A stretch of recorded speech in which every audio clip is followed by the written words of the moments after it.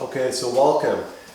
Today we're going to talk about integrals, and we're going to talk about exponential functions and the logarithm. Okay, so let's start with recalling the rules, okay, or at least one of them.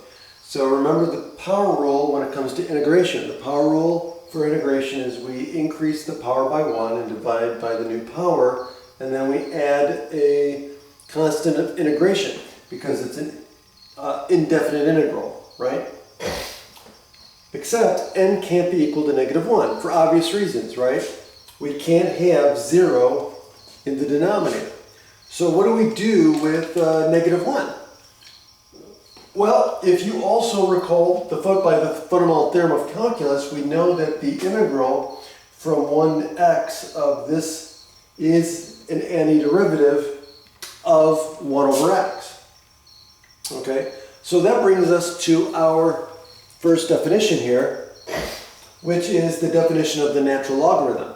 So what we're going to say is for every value of x greater than 0, we're going to define the natural logarithm function by this integral. So the natural log of x is given by the integral from 1 to x of 1 over t dt.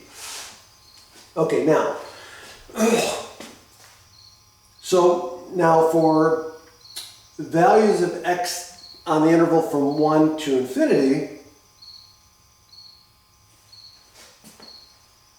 this is what we're going to use. But what about x on the interval from 0 to 1? What happens there? Well, let's look at this.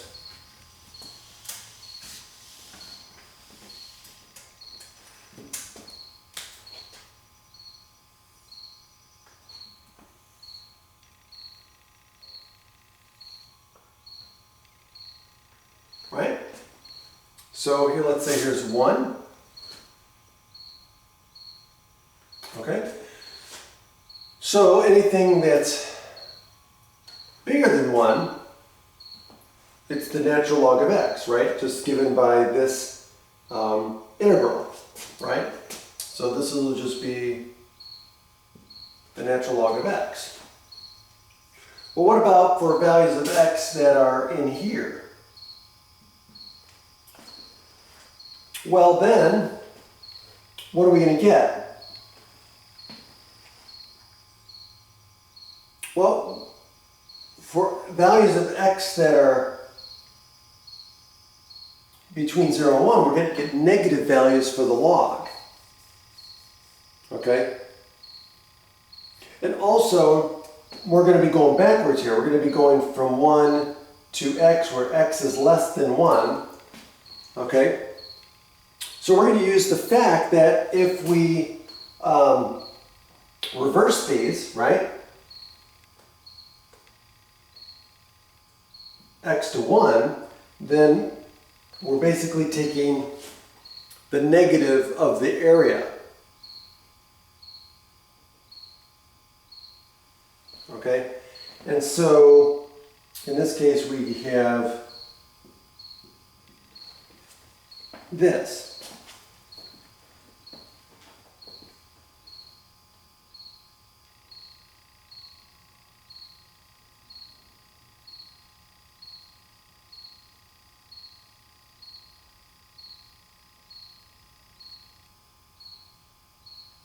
Okay, and so in this case here, we can do this. And so in other words,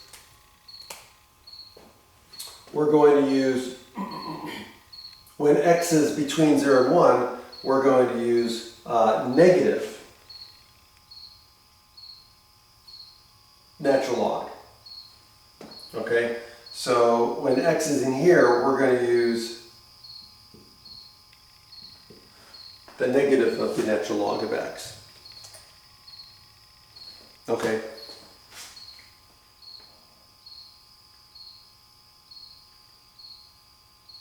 Also notice that, obviously the natural log of 1 is equal to 0.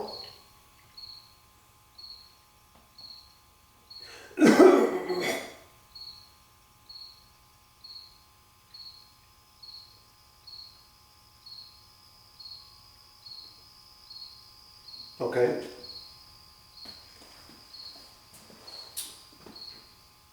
Oh, and this is the curve, just so we know, so I understand. So this is f of x equal to 1 over x, okay? And the area under the curve is given by the natural log, because that's what the integral gives us. Okay, so just so everybody's clear about what we're doing here. So this is the function, and we're trying to find the area under the curve of this function 1 over x.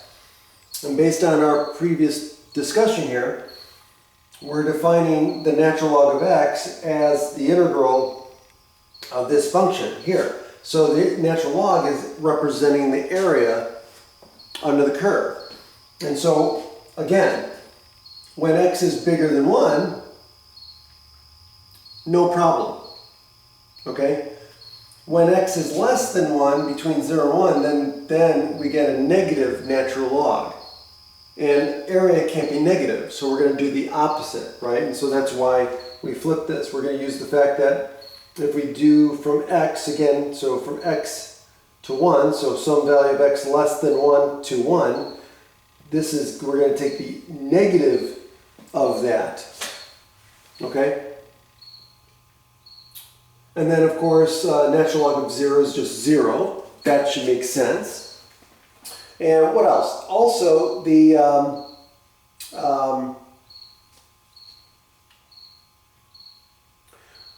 function is positive, right, for all values of x greater than 0, right? You can see that from the curve. So x is positive for all values of x greater than or equal to 0. So we can use the properties of logarithms here. So next, we're going to introduce what the properties of logarithms are, and then we're going to go forward from there.